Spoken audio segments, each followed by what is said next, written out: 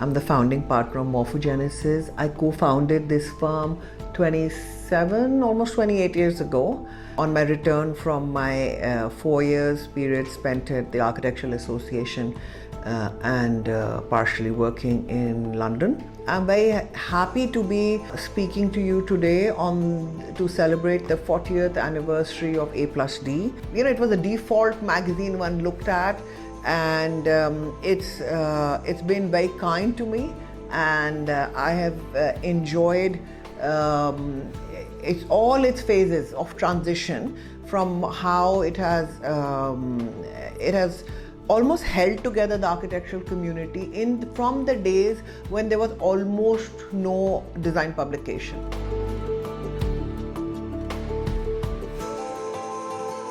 A design for change for me started with the vision with which Manit and I set up Morphogenesis, was of being part of the language of creating a global Indian design language. Because remember, this few years after A+D was set up, our economy started to liberalize, and we became part of a global conversation on many fronts, whether it's IT, medical, finance, maybe other arts as well, eventually cinema, a lot of other things.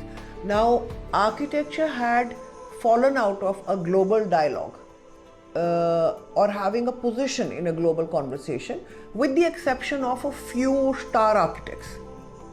Okay, now to become a robust part of defining what the future should be in terms of built form, we needed to be able to engage with this global dialogue.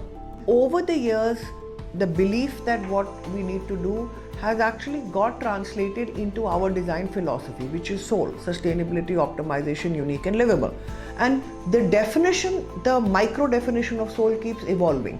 Like SOUL, instead of metric and energy based SOUL, which is how it started, has now become social inclusivity based SOUL as well.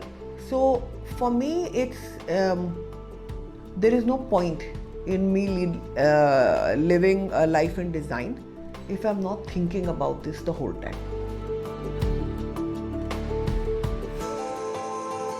You know, right from when we go to architecture school in India, and you are taken to visit some small hamlet, and you do working drawings, and you do contextual study and try and adopt their way of life into the architectural projects. So I think it is very much incepted into our conscience from college, but the opportunity to practice it in a very visible way came with the Pearl Academy of Fashion for me. And it was a challenge, because it was a very, very low cost project, and one had to really look at each component of the building, from seeing how it can be optimized more, and going back to the technique of using earthen pots for insulation, which was probably 1/10 the price or maybe even lesser from standard insulation, which was more effective, as it's been traditionally tested by time. And third, we found a lot of languishing communities of potters who were barely surviving. Now, it served the purpose of playing our part in revitalizing a community by just simply reinterpreting the use of their craft. The simple earthen matka found a lot of use, is now repeated in many projects across Rajasthan. So it's a rediscovery of an old technique. By no means or measures will I say it was a Morphogenesis innovation. It was not. It was just reuse of the old technique. And many potters are now fruitfully occupied in a modern day profession, which is providing insulation to buildings. That was inspiring to carry on these kind of interpretations and innovations throughout Morphogenesis.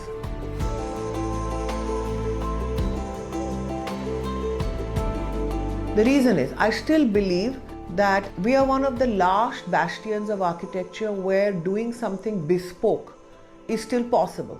Our industry is not fully mechanized, and therefore doing something handmade and bespoke is possible and it will actually lower the price point of the project, which is always a need in a developing economy. Whereas everywhere else in the world, it will increase the cost of the project.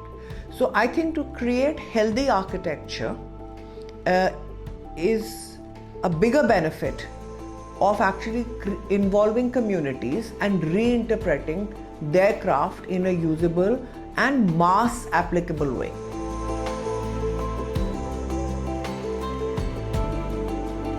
So the Lodzi community project is very, very, very close to my heart because the brief was very interesting. The brief was to build on a site which had no water, no electricity, and no road to the final stretch leading up to it.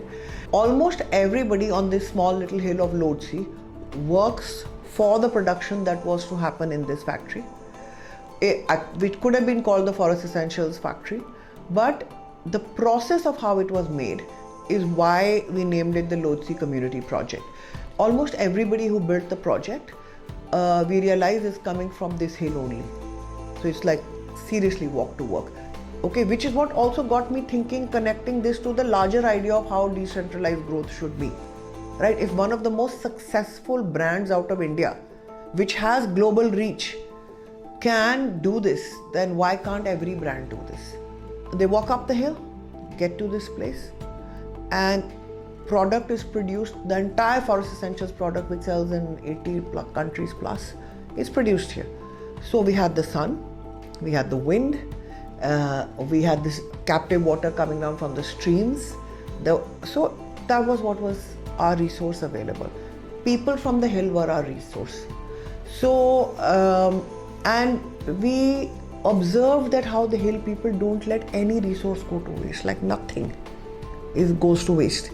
So we worked with them, absorbed their construction techniques into what we could do. No material came from any further than Rishikesh, which was the bottom of this hill was Rishikesh. Social sustainability is very deeply connected to my mind and soul. It happens as my desire to include marginalized communities. It happens when my conscience is really bothered from time to time, when I look at the condition of the unskilled and semi-skilled labor that works on the site. I mean, these are the people I'm talking now as an individual, as an individual architect, these are the people actually putting shape to my dreams for my life.